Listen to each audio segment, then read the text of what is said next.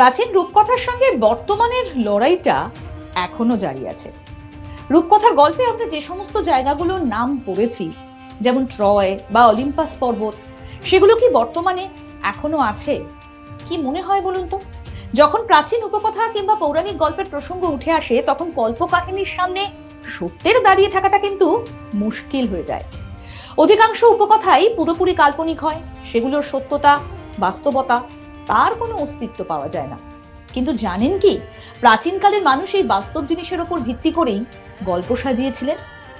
তাদের মুখরোচক গল্পে উঠে আসা যে সমস্ত জায়গাগুলো সম্পর্কে আমরা জানতে পারি, সেগুলোর অস্তিত্ব বর্তমানে কোথায় রয়েছে? আজকে এই এপিসোডে সেই কথাই আপনাদেরকে তুলে ধরব। যেগুলো আপনাদেরকে বলছিলাম না, যে অলিম্পাস পর্বত বা ট্রয় বা রূপকথার গল্পে সাজানো আরো অনেক জায়গা, সেগুলো কোথায় রয়েছে? গ্রিক পুরাণ সম্পর্কে যারা একটু আধটু জানেন, তারাও কিন্তু এই অলিম্পাস পর্বতের কথা শুনে থাকবেন। প্রাচীন গ্রিক ধর্ম অনুসারে স্বর্গতুল্য এই অলিম্পাস পর্বতেই বাস করতেন গ্রিক পুরাণের দেবদেবীরা। বর্তমানে কোথায় রয়েছে? কারণ আমরা হোমারের বিখ্যাত মহাকাব্য ইলিয়াডে এই অলিম্পাসকে খুব সুন্দরভাবে বর্ণনা করা হয়েছে, সেটা আমরা পড়েছি। বর্তমানে তার কোথায় অস্তিত্ব, অন্যান্য জায়গাগুলোই বা কোথায় রয়েছে, সেটা যদি জানতে চান তাহলে পুরো ভিডিওটা আপনাদের দেখতে হবে। ভালো লাগলে লাইক করবেন, শেয়ার করবেন। আপনাদের যা বক্তব্য সেটা অবশ্যই কমেন্ট সেকশনে জানাতে পারবেন, আর অবশ্যই আজ তাক বাংলার ইউটিউব চ্যানেল সাবস্ক্রাইব করুন।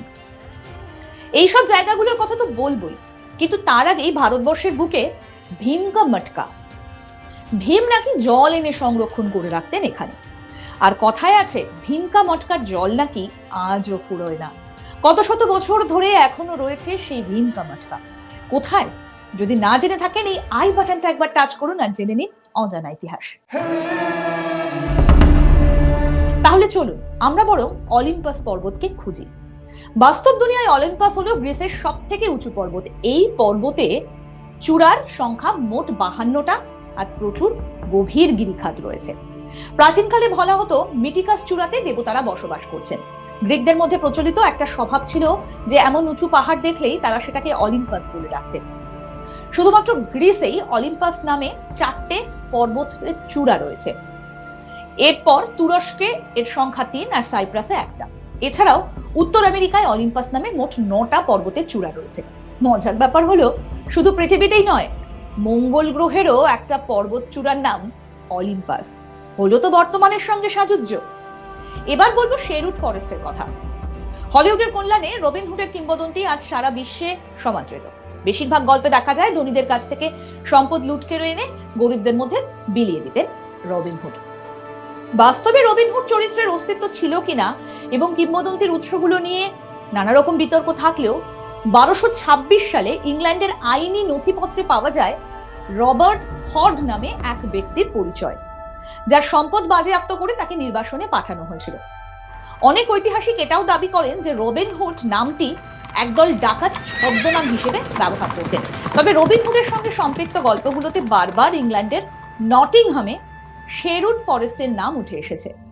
আর বাস্তব পৃথিবীতে এই স্থানের অস্তিত্ব বিদ্যমান। 926 একর জায়গা জুড়ে বিস্তৃত এই জায়গাটা ন্যাশনাল নেচার রিজার্ভের অধীনে রয়েছে। রবিন হুডের কিংবদন্তি নিয়ে মানুষের আকর্ষণ কিন্তু চমৎকার। এবার বলবো ট্রয়ের কথা। নিশ্চয়ই ট্রয় এই নামটার সাথে সবাই ভীষণভাবে পরিচিত। গ্রিক উপকথার গ্রিস ট্রয়ের উপাখ্যান কিংবা ট্রয়ের পতন একটা গুরুত্বপূর্ণ অধ্যায় আমরা ইতিহাসের পাতায় পড়েছি। প্রাচীন গ্রিক সাহিত্যে দেখা যায় যে যখন দেবতা এবং রাক্ষসেরা পৃথিবীতে বিচরণ করতেন, সেই বীরত্বপূর্ণ যুগেই ট্রয় ছিল একটা অত্যন্ত শক্তিশালী রাজ্য।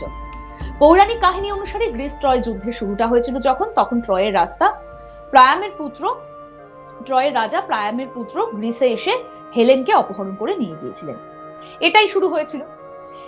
এটা তো গেল গ্রিক মাইথোলজির কথা। তবে যেটা আসল কথা, যে ইতিহাসের পাতা মেললে দেখা যায় প্রাচীনকালে এশিয়ার মাইনরে সত্যি সত্যিই ট্রয় নগরীর অস্তিত্ব ছিল, যেটা বর্তমানকালে তুরস্ককে নির্দেশ করে। মানে সেই ট্রয় হচ্ছে বর্তমানে তুরস্ক। নাম পাল্টে পাল্টে এখন সেটা টার্কিতে, আমরা তাকে টার্কি হিসেবে চিনি। 19 শতকের আগে পর্যন্ত গ্রিস ট্রয়ের উপাখ্যানকে পৌরাণিক কাহিনী হিসেবে বিবেচনা করা হতো। 1871 সালে এক খনন কার্যের ফলে পাল্টে যায় ইতিহাস, সকলের ভুল ধারণা ভেঙে যায়। আর সেই খননে এক শহরের অস্তিত্ব খুঁজে পাওয়া যায়, যার সাদৃশ্য ছিল পুরাণে বর্ণিত ট্রয় নগরীর সঙ্গে। ইতিহাসবিদদের ধারণা প্রাচীন এই ট্রয় নগরী তাম্রযুগ অর্থাৎ খ্রিস্টপূর্ব 3000 অব্দ থেকে খ্রিস্টপূর্ব 2500 অব্দ এই সময়টাতে বাইজেন্টাইন আমল পর্যন্ত টিকে ছিল এই ট্রয় সাম্রাজ্য। একেবারে ব্রোঞ্জ যুগের শেষ পর্যায়ে এইটা একটা যুদ্ধ হয়েছিল, তারপর তার অস্তিত্ব বিলুপ্ত হয়ে গিয়েছিল। বর্তমানে পর্যটকে মুখরিত ওই ধ্বংসাবশেষ অর্থাৎ ট্রয়ের ধ্বংসাবশেষ। এবার বলবো সাইক্লোপিয়ান দ্বীপের কথা। ট্রয়ের পতনে যে কজন যোদ্ধা মূল ভূমিকা পালন করেছিলেন তার মধ্যে গ্রিক বীর ওডিসিয়াস অন্যতম। বিখ্যাত সেই ট্রোজান হর্স বা কাঠের সেই ফাঁপা ঘোড়া দিয়ে ট্রয়ের অভ্যন্তরে ঢোকার বুদ্ধিটা কিন্তু প্রথমে তার মাথা থেকেই এসেছিল। হোমারের ওডিসিতে ওডিয়াসকে নিয়ে আরো বেশ কিছু গল্প আছে। ওডিসিয়াস এবং তার সঙ্গীরা কি করেছিল, যে তাদের দেশ ইথাকাতে কিভাবে ফিরে গিয়েছিল, সেই সমস্ত অভিযানের বর্ণনা রয়েছে। আর এই যে আরো যেটা জানতে পারা যাচ্ছে যে তার মধ্যে যে সমস্ত পথে তারা ফিরে গিয়েছিলেন তাদেরকে কিন্তু অনেক অগ্নি পরীক্ষা দিয়ে ফিরে যেতে হয়েছিল। যাত্রার প্রথম দিকে ওডিসিউস এবং তার 12 জন সঙ্গী একটা দ্বীপে অবতরণ করেছিলেন, সেখানে সবকিছু ছিল স্বাভাবিকের থেকে বড়। সেই দ্বীপে তারা শক্তিশালী সাইক্লোপস পলিফেমাসের দেখা পেয়েছিলেন। আর পলিফেমাস কে ছিলেন না, দেবতা নেপচুনের সন্তান। পলিফেমাসের হাত থেকে কোনো মতে প্রাণে বেঁচে ফেরেন ওডিসিয়াস এবং তার সহযোগীরা। তারা যখন সমুদ্র পথে পালিয়ে যাচ্ছিলেন তখন পলিফেমাস রাগে তাদের দিকে পাথর ছুঁড়তে থাকে। পৌরাণিক গল্পে পাথর নিক্ষেপের কাল্পনিক কাহিনী বলা থাকলেও এমন কিছু পাথর ইতালির সিসিলির সাইক্লোপস রিভিয়েইরা দ্বীপে দেখা যায়। জনশ্রুতি বলছে এই পাথরগুলোই ওডিসিয়াসের উদ্দেশ্যে ছুঁড়েছিল পলিফেমা। এর আশেপাশে আরো কিছু পাথর দ্বীপের অস্তিত্ব পাওয়া গিয়েছে। বলা হয় প্রাচীন গ্রিসে পলিফেমাস এবং তার আত্মীয়রা এই দ্বীপগুলোতে বসবাস করতেন। এলডোরাডো। এলডোরাডো কিংবদন্তি মূলত দক্ষিণ আমেরিকার কলম্বিয়ায় বসবাসকারী মুইসকা সম্প্রদায়ের সঙ্গে সম্পৃক্ত। এই গল্প মানুষের লোভের কাহিনী বর্ণনা করে।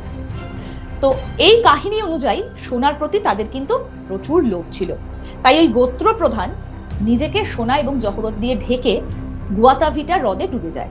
এলডোরাডো একটা স্প্যানিশ শব্দ যার অর্থ হচ্ছে স্বর্ণ নির্মিত।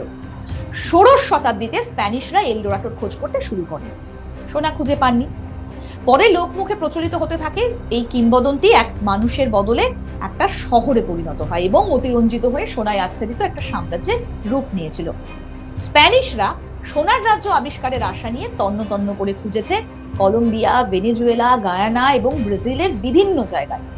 তারা কাজ করতে গিয়ে নিশ্চিহ্ন করে দিয়েছিল অসংখ্য আদিবাসীকে, কিন্তু এত কাঠখড় পোড়ানোর পরেও তারা সেই আরাধ্য সোনার সাম্রাজ্যের কিন্তু খোঁজ পায়নি। তবে এই কিংবদন্তি সম্পূর্ণ যে মিথ্যে সেটাও কিন্তু নয়, কারণ ঐতিহাসিকের পাণ্ডুলিপি নির্দেশ করে ইনকান এক আদিবাসীকে যারা আধুনিক কলম্বিয়ার গুয়াতাভিটা হ্রদের কাছে বাস করত, তাদের সমাজে এমন একটা রীতি চালু ছিল যে যেখানে তাদের নেতারা হ্রদে গয়না, সোনা, ধন সম্পদ ফেলে দিতেন তারা, এবং কিংবদন্তি বলছে যে সেইখানেই গড়ে উঠেছিল সেই ধন ভাণ্ডার। আর সেই ধন ভাণ্ডার পাওয়ার আশায় গেলে অবশ্যই কিন্তু খালি হাতে এখন ফিরে আসতে হবে। এবার আপনাদের বলবো জাপানের কথা, ইউমিনো কুনে। ইউমিনো কুনে হচ্ছে মূলত এশীয় সৃষ্টিতত্ত্ব সম্পর্কিত। এই পুরাণ অনুসারে দুজন দেবদেবীর কথা পাওয়া যায়। একজন হচ্ছেন ইজানাগি, অপরজন তার স্ত্রী ইজানামি। এই দুজনের প্রণয়ে এক সন্তানের জন্ম নিয়েছিল। অগ্নিদেবতা কাগুতাসুচিকে জন্ম দিতে গিয়ে আগুনে পুড়ে মারা যায় ইজানামি। সহধর্মিনী হারানোর ক্ষোভে ইজানাগি পাতালপুরীতে রওনা দিয়েছিলেন আর তার আত্মাকে পুনরায় ফিরিয়ে আনতে। সেখানে তিনি গিয়েছিলেন, অন্ধকার থমথমে তমসাবৃত এক জায়গা আবিষ্কার করেন, আর সেখানে মৃতদেহের ভেতর আবদ্ধ হয়ে গিয়েছিল তাদের আত্মাগুলো। দেবতা ইজানাগি তার স্ত্রীকে খুঁজে পেয়েছিলেন সেখানে, কিন্তু পাতাল থেকে স্ত্রীকে ফিরিয়ে নিয়ে যাওয়ার একটা শর্ত ছিল, সেটা হলো চলার পথে তার স্ত্রীর দিকে তাকানো যাবে না। যদি তিনি তাকান তাহলে তিনি আর ফিরিয়ে আনতে পারবেন না। সেই নিষেধ মানতে পারেন ইজানাগি, ফলে আবারও পাতালে আটকা পড়ে যায় ইজানামি। এই কর্মকাণ্ডে নিজের ভাই ও স্বামীর প্রতি ক্ষোভে ফেটে পড়েন ইজানামি। ইজানাগিকে পাকড়াও করতে পিশাচ বাহিনী পাঠায় ইজানামি। ইজানাগি কোনোভাবেই তাদেরকে ফাঁকি দিয়ে পাতালপুর থেকে পালাতে যে কোনোভাবে সক্ষম হয় এবং পাতালপুরীর দরজা চিরকালের জন্য এই ইয়োমিনো কুনে নামক বিশাল একটা পাথর দিয়ে বন্ধ করে দেওয়া হয়। বলা হয় ইজানাগির সেই ইয়োমিনো কুনে পাথরের অস্তিত্ব রয়েছে জাপানের মাতসুয়ে এলাকায়। ইয়োমিনো কুনের প্রবেশ পথে ইয়োমৎসু হিরাসাকা নামে পরিচিত। পর্যটকরা সেখানে যান এবং ইজানামির সমাধি এবং মন্দির পুরোটাই চাইলে দেখে আসতে পারেন। এবার আপনাদের বলবো দ্য জায়ান্টস কজওয়ে। এই যে এর অবস্থান হচ্ছে আয়ারল্যান্ডের আট্রিম কাউন্ট্রিতে। এটা প্রায় 40,000 আগ্নেয়গিরি স্তম্ভ নিয়ে গঠিত, যেগুলো একে অপরের সঙ্গে মিশে আছে। আর বিজ্ঞানীদের ধারণা প্রাচীনকালে কোনো আগ্নেয়গিরির অগ্নুৎপাতের ফলে এগুলো সৃষ্টি হয়েছিল। বিজ্ঞানের কথা বাদ দিয়ে যদি আমরা পৌরাণিক কাহিনীতে আসি, তাহলে লোককথা অনুসারে একের পর এক আগ্নেয়শিলা চাপিয়ে এই বাঁধ তৈরি করেছিল প্রাচীনকালের দৈত্য। ফিওন ম্যাক কামহাইল নামে এক দৈত্য লড়াইয়ের চ্যালেঞ্জ ছুড়ে দিয়েছিল প্রতিদ্বন্দ্বী স্কটিশ সৈন্য বেনান্ডোনারকে। লড়াইয়ের উদ্দেশ্যে ফিওন নর্থ চ্যানেলে পাড়ি দেওয়ার জন্য একটা বাঁধ বানিয়েছিলেন, যেটা আলাদা করে রেখেছিল আয়ারল্যান্ড আর স্কটল্যান্ডকে। ফিওন যখন বুঝতে পারে তার প্রতিদ্বন্দ্বী বেনান্ডোনার তার থেকে আকারে অনেক বড় এবং শক্তিশালী, তখন ফিওন গা ঢাকা দেয়। ফিওনের চালাক স্ত্রী সেটা বুঝতে পেরে ফিওনকে এক শিশুতে রূপান্তরিত করে। আর বেনান্ডোনার তখন ফিওনকে দেখে মনে হয় এই বাচ্চার এত ক্রোধ, তাহলে তো তার বাবা আরো বেশি তেজ থাকবে। সেটা ভেবে এই জায়ান্টস কজওয়ে দিয়ে ফিরে এসেছিল স্কটল্যান্ডে। তার মানে এই যে এখন যেটা বিজ্ঞানের ভাষায় আমরা বলি যে একটা বাঁধ আগ্নেয়গিরির অগ্নুৎপাতের ফলে সৃষ্টি হয়েছিল, কিন্তু যেটা পুরাণ বলছে, পৌরাণিক কাহিনী যেটা বলছে, যে এটা কিন্তু আয়ারল্যান্ড আর স্কটল্যান্ডকে আলাদা করার জন্য, এই বিশাল বড় প্রতিদ্বন্দ্বীকে হারানোর জন্য এই বিশাল বড় বাঁধটা তৈরি করেছিলেন ওই দৈত্য। তাহলে হলো না রূপকথার সঙ্গে বর্তমানের সাযুজ্য? কি বলেন? যদি ভালো লেগে থাকে ছোটবেলার এই গল্প, বড়বেলায় তার মিল, তাহলে অবশ্যই তো এই পুরো বিষয়টা ভালোভাবে দেখতে হবে, কমেন্ট করতে হবে, লাইক করতে হবে, শেয়ার করতে হবে। আজ তাক বাংলার ইউটিউব চ্যানেল সাবস্ক্রাইব করুন, নোটিফিকেশন পেতে বেল বাটন অপশনটা প্রেস করুন।